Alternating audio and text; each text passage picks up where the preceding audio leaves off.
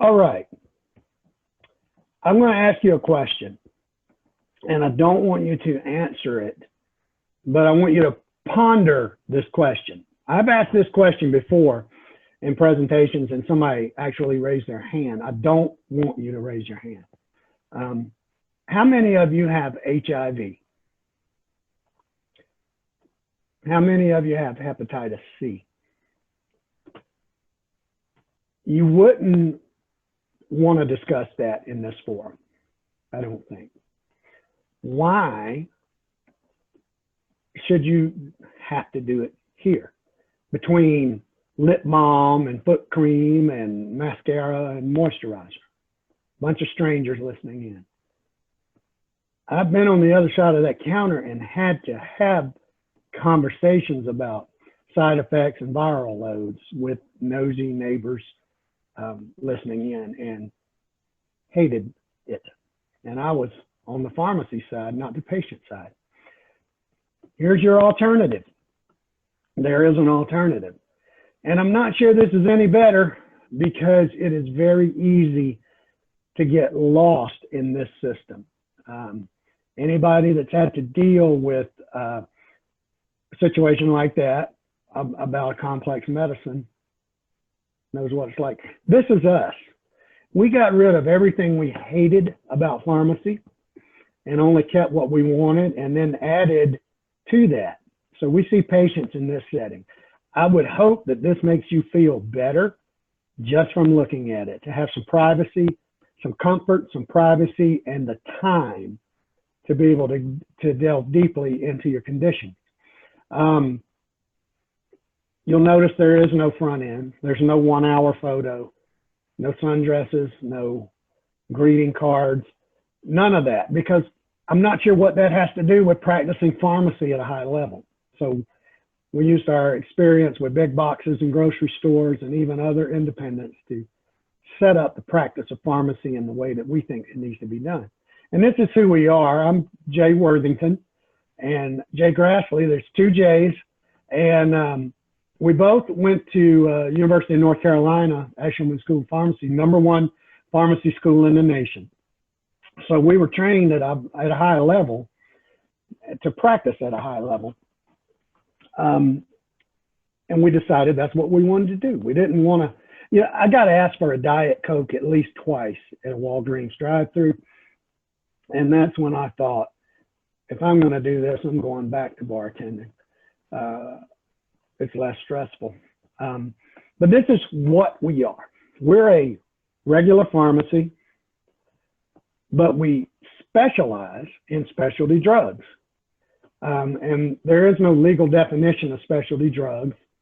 But by convention, they are drugs that cost about $600 to $800 a month, and they treat complex conditions like HIV, like Hep C, like MS, cystic fibrosis, transplant patients, complex neurological things, cancer. And we're accredited. We opened our doors to the public January 1st, 2019, and we didn't have any better sense than to go out and get accredited from the onset. And that really helped us develop the structure and the processes we needed to build our business correctly from the beginning. Now, this is not something I want you to understand, but I wanted to share it with you to see the complexity of just one of our business channels. We figured out how to make this work, and that is something that has made a big difference in our profitability. This is just one channel of federal pricing guidelines that helps us meet rural and underserved patients and clinics that we think is both good work and profitable. And how do we know?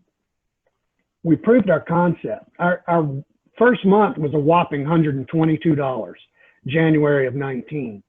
And we fully implemented this in August of 2019, and we finished the year with just under $900,000 in revenue. We've already eclipsed that first quarter and a little bit of second quarter of this year, but COVID interrupted, so I don't want to get into the details of the second quarter, but we look like a lot of other people. But we're happy we just crossed the $2 million mark, and we feel like, and that's since September, so we know it's proved that our approach, which is very personal, very high touch, we've actually gone to an all delivery model. We feel like our numbers are showing that patients are hungry to restore a relationship-based way of doing healthcare back to their lives. And that's what we do. We bring a clinical expertise that these disease states demand, and the kind of care we think people living in the sticks deserve. We have a nice city here, but if you go in any direction, just a few miles, you know, it's very rural. We are licensed in North Carolina and Tennessee. We just got our Florida license, and we have a natural affinity for the Panhandle and the parts of Florida that look a lot like this up here. Just the hills aren't as big as our mountains. I want to show you the bottom part of this. URAC is our second accreditation, multi-state licensure. Those things get us in all the payer networks in the country, and we've made some significant infrastructure investments in data platforms and SaaS, and we've hired our next disease expert, an oncology pharmacist who's also a survivor, and she will start October 1st as we move into another disease state. We like to be an inch wide and a mile deep rather than a mile wide and an inch deep. So we are moving slowly with our disease states, but think we're doing a good job. So thank you for letting me share what our company's about. And we look forward to moving into Florida. So thank you. Very good, Jay.